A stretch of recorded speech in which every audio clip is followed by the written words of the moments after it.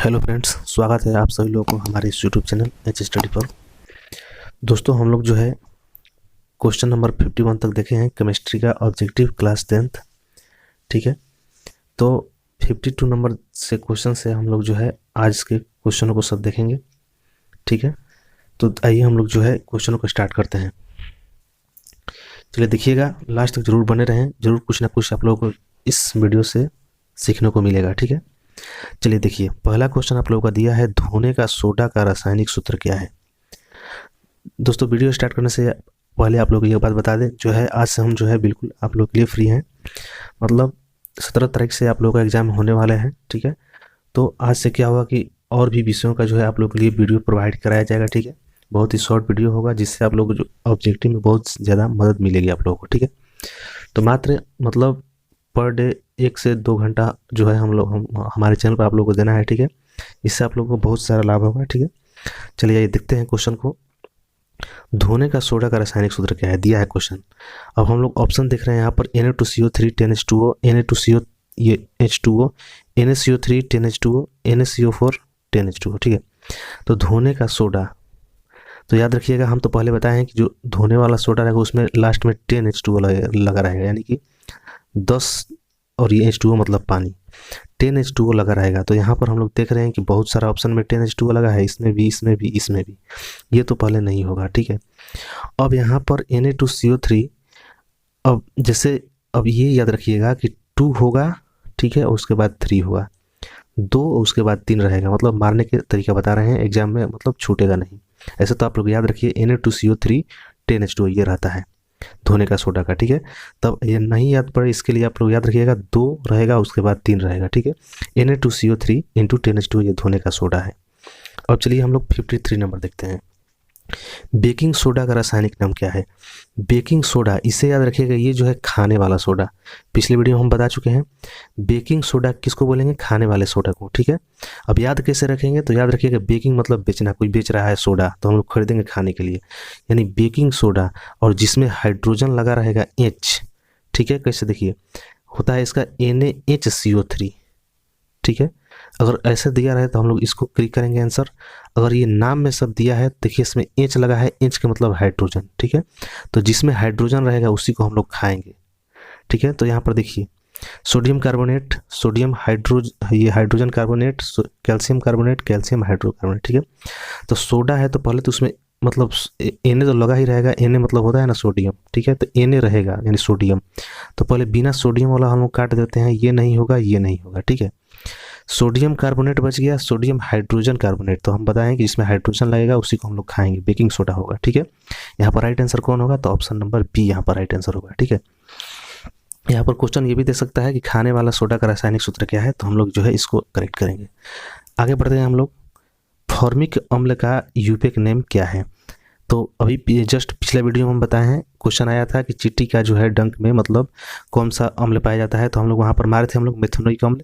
ठीक है, तो मेथनोइक अम्ल का ही नाम है फॉर्मिक अम्ल। ठीक है, फॉर्मिक अम्ल का यूपिक नाम क्या है, तो मेथनोइक अम्ल। ये जो है क्वेश्चन आप लोगों के लिए इंपॉर्टेंट है, इसको याद रखिए। अगला क्वेश्चन देखते हैं, जल की अस्थायी कठोरता को हटाने के लिए किसका उपयोग किया जाता है। ठीक है, समझिएगा इसको, जल का अस्थायी कठोरता, यानी कि अगर हम लोग किसी बर्तन जैसे जल लिए हैं जिससे हम लोग कपड़ा धोना है, ठीक है, तो जैसे ये इस जल से डायरेक्ट कपड़ा आप धोते हैं तो कपड़ा नहीं साफ होगा। जब इसमें हम लोग क्या डिटर्जेंट मिलाते हैं, सर्फ मिलाते हैं, तो ये पानी का जो है इसका अस्थायी कठोरता जो होता है, मतलब ये पानी का जो अणु है एक दूसरे से पूरा अच्छी तरह से बंधे रहते हैं। जब हम इसमें सर्फ या फिर डिटर्जेंट डालते हैं तो इसका अणु जो है टूट टूट के थोड़ा जल में अलग अलग हो जाता है, यानी इसका कठोरता दूर हो जाता है। तो कठोरता जो है उसको दूर करने के लिए क्या करते हैं हम लोग, ये सर्फ मिलाते हैं, डिटर्जेंट मिलाते हैं, तो उसको ही बोलते हैं हम लोग क्या, धोने का सोडा, उसको ही बोलते हैं। धोने का सोडा किसको बोलते हैं, जो हम लोग सर्फ यूज करते हैं उसी को धोने का सोडा बोलते हैं। तो हम लोग राइट आंसर यहाँ पर कौन क्लिक करेंगे, तो धोने का सोडा। क्वेश्चन समझते जाइएगा, एग्जाम में आप लोग वहाँ पर अच्छी तरीके से कर पाएंगे। अगला देखिएगा, सोडा अम्ल अग्निशामक में किसका उपयोग किया जाता है। तो यहाँ पर देखिएगा, अग्निशामक जो आग बुझाने वाला मतलब रहता है, फायर ब्रिगेड की गाड़ी जो भी हो, मतलब कहीं भी आग बुझाना है तो आग बुझाने के लिए सोडा अम्ल का उपयोग किया जाता है, यानी सोडियम का भी उपयोग किया जाता है सोडा अम्ल का। ठीक है, तो इसमें से पूछ रहा है कि कौन सा सोडा अम्ल जो है आग बुझाने वाले फायर ब्रिगेड में किया जाता है। ठीक है, अब देखिए क्वेश्चन यहाँ पर sodium carbonate, calcium carbonate, sodium hydrogen carbonate और ये कैल्शियम बाइकार्बोनेट। ठीक है, तो याद रखिएगा कि जो हम लोग खाते हैं सोडा, उसी का उसमें यूज किया जाता है। किसमें?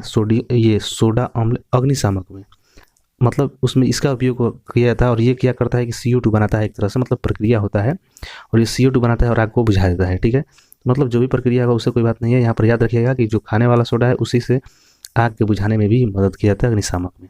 ओके, आगे देखते हैं हम लोग 57 number. Sulphate hydrate hemi hydrate का अन्य नाम क्या है? सल्फेट हाइड्रेट और हेमी हाइड्रेट। ठीक है, इसका जो है ये दूसरा नाम पूछ रहा है आप लोगों से। ठीक है, अब देखिए यहाँ पर जिप्सम, प्लास्टर ऑफ पेरिस, विरंजक चूर्ण, इनमें से कोई नहीं।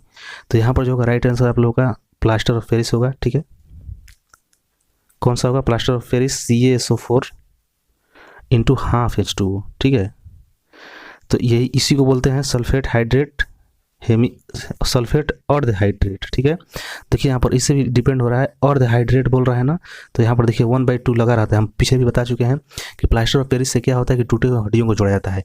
तो टूटे हुए हड्डी यानी कि 1/2, यानी कि ये लंगड़ा है एक तरह से, याद रखिएगा। यानी कि ये प्लास्टर ऑफ पेरिस का रासायनिक सूत्र क्या होता है? CaSO4 हाफ H2O, हाफ यानी कि वो आधा हो गया है। ठीक है, तो अर्धहाइड्रेट बोल रहा है, यानी उसका किसका यूज हो रहा है? Plaster of Paris. इससे भी आप लोग जो है आंसर को क्लिक कर पाएंगे बिल्कुल आसानी तरीके से। कुछ भी याद नहीं करना है, सिर्फ समझना है, क्वेश्चन आप वहाँ पर जो है क्रैक करेंगे। अगला देखते हैं, जिप्सम का रासायनिक सूत्र क्या है? तो देखिए अभी हम लोग क्या पढ़ें? Plaster of Paris. यहाँ पर ध्यान दीजिएगा, प्लास्टर ऑफ पेरिस पढ़ें तो क्या बताए हैं? CaSO4 और हाफ H2O। ठीक है, अब यहीं पर ये हाफ नहीं रह करके यहाँ पर 2 रहेगा। ठीक है, यहाँ पर देखिए ऑप्शन CaSO4 2H2O, तो इसी को बोलते हैं जिप्सम, और इसी से बनाया जाता है क्या? Plaster of Paris. किससे बनाया जाता है? तो इसी से प्लास्टर ऑफ पेरिस बनाया जाता है।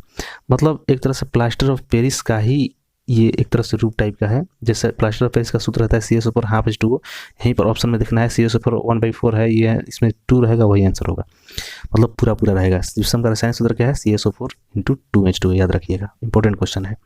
अम्ल का pH मान क्या है? ये समझना है क्वेश्चन, सभी लोग जानते हैं। बीच में होता है आपका 7, इधर जाने पर अम्लीयता बढ़ता है, इधर जाने पर क्षारीयता बढ़ता है। तो अम्ल का pH मान क्या होगा? 7 से कम होगा, यानी कि 6, 5, 4, 3, 2, 1 ऐसे करके इधर होगा। ठीक है, तो यहाँ पर ऑप्शन कौन आप लोग क्लिक कीजिएगा? तो 7 से कम, लेस देन 7, यही राइट आंसर होगा। ठीक है, देखिए दोस्तों क्लास अच्छा लग रहा है तो लाइक जरूर वीडियो को कीजिए, इससे हम लोग को मोटिवेट मिलता है और आगे वीडियो बनाने में थोड़ा क्या होता है कि आसानी पड़ता है, हम लोग जो है बनाने में थोड़ा मन से बनाते हैं। ठीक है, अब देखते हैं हम लोग 60 नंबर क्वेश्चन। निम्नलिखित में से कौन गैस चूने के पानी को दूधिया कर देता है? जो हम लोग जैसे मतलब याद रखिएगा, जैसे हम लोग कुछ लेकर आते हैं बाहर से, ये चूना घर को पुताई उताई करने के लिए। ठीक है, पॉट में चूने को डालते हैं, चूने का जो भी घोल रहता है पत्थर, और इसमें पानी डाल करके हम लोग क्या करते हैं, इसको पहले मतलब ये पूरा बना देते हैं चूना का पानी। ठीक है, तो पूछ रहा है कि कौन सी गैस चूने को पानी को दूधिया रंग का कर देता है, यानी दूध का कलर का हो जाएगा। ठीक है, तो आप ऐसे याद रखिएगा कि अगर इसको आप पॉट में कर रखिए और इसको मतलब घोल दिए, अगर इसको आप मुंह से फूकते हैं इसमें, ठीक है, अगर फूकते हैं, मान लीजिए किसी कटोरी में ले लिए उस पानी को, और जब मुंह से फूकते हैं तो एक तरह से वो क्या हो जाएगा? दूध का कलर का हो जाएगा। ये अपने माइंड में बिठाइए कि चूने के पानी को अगर हम फूकते हैं तो क्या होता है? वो दूध जैसा हो जाएगा। तो हम लोग जब फूक रहे हैं यानी कि उसमें हवा दे रहे हैं, तो हम लोग को मुंह से कार्बन डाइऑक्साइड छूट रहा है। तो राइट आंसर, जब हम मतलब फूक रहे हैं तो क्या हो रहा है कि ये दूधिया कलर का हो जा रहा है। तो यानी कि हवा दे रहे हैं मुंह से, यानी कि CO2 मुंह से निकाल रहे हैं। तो जब CO2 डालेंगे चूने को पानी में तो वो किस कलर का हो जाएगा? दूधिया कलर का। इससे स्पष्ट हो जाता है। ठीक है, CO2 से क्या होगा? चूने का पानी दूधिया हो जाएगा कार्बन डाइऑक्साइड से। अगला क्वेश्चन देखिएगा, तो दांतों को साफ करने के लिए दंत मंजन का प्रायः उपयोग होता है। तो अब पूछ रहा है कि किस प्रकार का ये होता है? दंत मंजन हो गया या फिर कोई भी पेस्ट हो गया। ठीक है, ऑप्शन देखिए यहाँ पर क्षारीय, अम्लीय, लवण युक्त और इनमें से कोई नहीं। तो आप ऐसे ध्यान रखिए कि मतलब जो भी चीज़ जैसे एक तरह से झाग उत्पन्न करता है गाज जिसको हम लोग बोलते हैं, तो एक तरह से वो क्षार है। जैसे देखिए डिटर्जेंट सर्फ का यूज करते हैं तो पूरा झाग निकलता है, साबुन का यूज करते हैं बहुत सारा झाग निकलता है, एक तरह से वो क्षार है। जब आप टूथपेस्ट में दंत मंजन हो गया या फिर कोलगेट हो गया, कुछ भी चीज़ यूज कर रहे हैं तो मुंह में देखते हैं आप लोग गाज बहुत सारा जो होता है झाग टाइप का आता है। तो एक तरह से इससे ही स्पष्ट अपना याद रखिएगा कि वो किस प्रकृति का होता है, तो क्षारीय होता है। दंत मंजन हो गया, पेस्ट हो गया, कोई भी चीज़ हो गया, आप लोग वहाँ पर क्या आंसर करके आएंगे तो वो किस प्रकार का होता है, क्षारीय होता है। ठीक है, चलिए थर्ड आप लोग का चैप्टर स्टार्ट हुआ धातु एवं अधातु। ठीक है, देखिए जितना भी क्वेश्चन आ रहा है, देखिए प्रीवियस लगभग इसमें से बहुत सारा अच्छे तरीके से टारगेट इस पेपर का ये जो आप लोग का सीरीज है, तो अच्छे तरीके से इसको क्वेश्चनों को इसमें सजाया गया है। मतलब बहुत सारा प्रीवियस ईयर्स का भी क्वेश्चन डाला हुआ है। देखिए 2018 में क्वेश्चन आ चुका है, निम्नलिखित में से कौन अधातु है। ठीक है, अधातु इनमें से कौन है, कार्बन हो गया, एल्युमिनियम हो गया, सोडियम हो गया, कैल्शियम हो गया, तो अधातु को बताना है। तो आप लोग जैसे जो है, जैसे आप लोग भी ऐसे भी मतलब माइंड से सोच सकते हैं कि मेटल यानी धातु, तो एल्युमिनियम धातु होता है, सोडियम धातु, कैल्शियम धातु, कार्बन यानी कि एक तरह से मान लीजिए कोयला, वो धातु थोड़ी ना है, इसलिए ये क्या हो जाएगा, अधातु होगा। कार्बन क्या है, अधातु। यहाँ पर आप लोग कार्बन क्लिक करिएगा। आगे देखते हैं हम लोग क्वेश्चन नंबर 2। क्वेश्चन नंबर 2 दिया है आपका, ये लोहे के फ्राइंग पैन को जंग से बचाने के लिए निम्न में से कौन सी विधि जो है उपयुक्त है, अच्छी विधि कौन है। ऑप्शन देखते हैं यहाँ पर, ग्रीस लगाकर, पेंट लगाकर, जिंक की परत चढ़ाकर, और इनमें से सभी। तो कोई भी लोहा का रॉड हो गया, कोई भी चीज़ हो गया, बर्तन हो गया, ठीक है, तो इसमें जो है जिंक का परत अगर हम लोग चढ़ाते हैं, पेंट कर देते हैं जिंक के परत से, तो क्या होता है उसमें जो है कार्बन नहीं पकड़ता है, ये जंग नहीं लगता है। ठीक है, तो यहाँ पर राइट आंसर आप लोग याद रखिएगा कि जिंक का परत जब भी चढ़ाएंगे तो क्या होगा उसमें, मतलब जंग नहीं लगेगा। और इस प्रक्रिया को क्या करते हैं, गैल्वेनाइजकरण। ठीक है, जस्तीकरण इसको बोलते हैं, याद रखिएगा, ये भी क्वेश्चन पूछता है। अब चलिए देखते हैं क्वेश्चन नंबर 3। कोई धातु ऑक्सीजन के साथ अभिक्रिया कर उच्च गलनांक वाला यौगिक निर्मित करती है, यह यौगिक जल में विलेय है, यह तत्व क्या हो सकता है। ठीक है, तो जल में विलेय है और ये तत्व जो है क्या हो सकता है, ये पूछ रहा है। कैल्शियम, कार्बन, सिलिकॉन, लोहा। ठीक है, तो यहाँ पर देखिए मतलब एक तरह से देखिए जल में विलय हो सकता है, कार्बन नहीं होगा, लोहा नहीं होगा, सिलिकॉन भी नहीं होगा, क्योंकि सब मतलब मेटल टाइप का है। ठीक है, कार्बन मतलब कोयला, ये घुलेगा ही नहीं, लोहा नहीं घुलेगा, सिलिकॉन नहीं घुलेगा, बचे कैल्शियम। कैल्शियम पर आप लोग क्लिक करके आ जाएगा, राइट आंसर हो जाएगा, कैल्शियम राइट आंसर यहाँ पे होगा। अगला देखिएगा, खाद्य पदार्थों के डिब्बे पर जिंक की बजाय टीन का लेप होता है क्योंकि। ये क्वेश्चन आप लोग का जो है 2019 में आ चुका है। ठीक है, 2 बार आ चुका है। इसमें देखिए यहाँ पर टीन की अपेक्षा अधिक जिंक महंगा होता है, इसलिए यूज करते हैं। मतलब देखिए कोई भी चीज़ खाद्य पदार्थ आप लेते हैं, जैसे मान लीजिए किसी तरह का आप खाने वाला निस्लेट का जो भी किसी चीज़ देखते होंगे पैकेट आता है, टीन का रहता है बर्तन, उसमें मतलब अच्छा खोआ हो गया, मिठाई हो गया, मतलब रहता है। और भी कोई चीज़ मतलब देखते होंगे आप टीन के मतलब बर्तन में ही, कोई भी खाद्य पदार्थ, जैसे तेल हो गया, ठीक है, सरसों का तेल, वो भी देखते हैं टीन में ही आता है। मतलब वो पूछ रहा है कि जिंक के बर्तन में क्यों नहीं लेकर आया जाता है, टीन में ही क्यों लाया जाता है। ठीक है, अब देखिए ऑप्शन, टीन की अपेक्षा जिंक महंगा होता है, इसलिए टीन की अपेक्षा जिंक का गलनांक अधिक है, टीन की अपेक्षा जिंक अधिक अभिक्रियाशील है, टीन की अपेक्षा जिंक कम अभिक्रियाशील है। तो देखिए यहाँ पर राइट आंसर जो होगा ऑप्शन नंबर सी। कैसे, टीन की अपेक्षा जिंक जो है अधिक अभिक्रियाशील है, यानी जिंक जो है वो बहुत जल्दी अभिक्रिया कर लेगा। तो मान लीजिए कोई खाद्य पदार्थ रखे हैं, जिंक उस चीज़ से अभिक्रिया कर लेगा तो कुछ तरह का हो सकता है पॉइजन बना दे, कुछ और भी चीज़ बना दे। तो जिंक जो है अभिक्रिया कर लेगा हम लोग खाद्य पदार्थ के साथ और कुछ गलत चीज़ बना देगा, इसलिए जो है जिंक के साथ नहीं हम लोग यूज करते हैं, क्योंकि जिंक जो है अधिक अभिक्रियाशील है और टीन जो है कम अभिक्रियाशील है, यानी टीन से कुछ दिक्कत नहीं है। यहाँ पर राइट आंसर हम लोग जो है ऑप्शन नंबर सी जो होगा राइट आंसर आप लोगों का होगा। ठीक है, अब चलिए सी होगा। 5 नंबर देखते हैं, कौन विद्युत का सर्वोत्तम सुचालक है, यानी विद्युत का सर्वोत्तम सुचालक कौन है।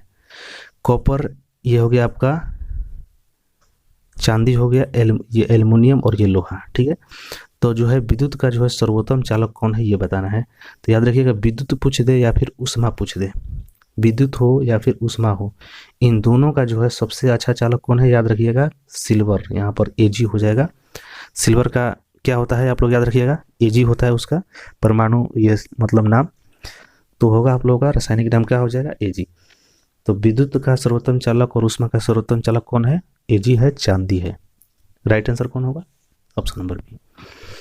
नेक्स्ट निम्नलिखित में कौन उपधातु है? उपधातु इनमें से कौन है बताना है। Fe यानी लोहा, कॉपर, निकेल और ये हो गया Sb। ठीक है, तो यहाँ पर देखिए उपधातु, तो हम लोग जानते हैं कि लोहा जो है धातु है, ये आंसर नहीं होगा। ठीक है, आंसर नहीं होगा। कॉपर ये भी धातु है, ये भी आंसर नहीं होगा। बच गया ये निकेल और ये Sb यानी इसको बोलते हैं एंटीमनी। ठीक है, तो अब याद रखिएगा एंटीमनी जो होगा ये उपधातु है। एंटीमनी क्या है? इसको हम लोग Sb बोलते हैं, ये क्या है? उपधातु है। ये आपका राइट आंसर होगा। नेक्स्ट क्वेश्चन,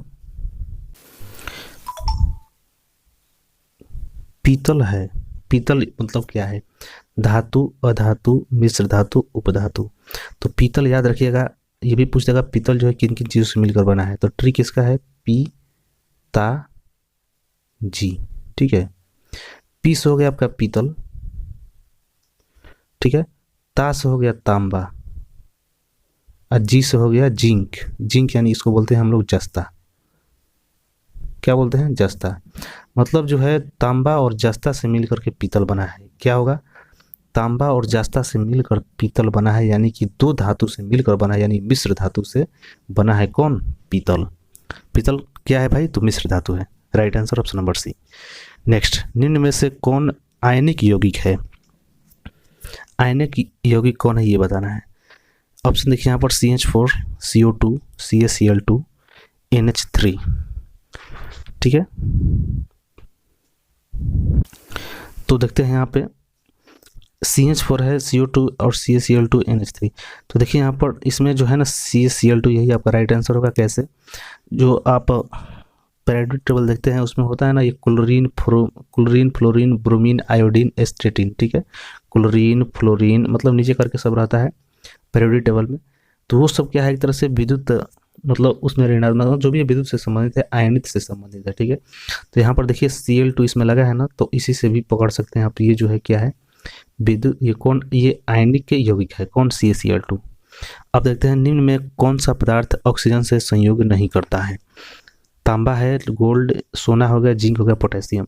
तो याद रखिएगा कि सोना से जो है ऑक्सीजन जो है संयोग नहीं करता है, ऑक्सीजन से प्रभावित नहीं होता है। कौन? गोल्ड।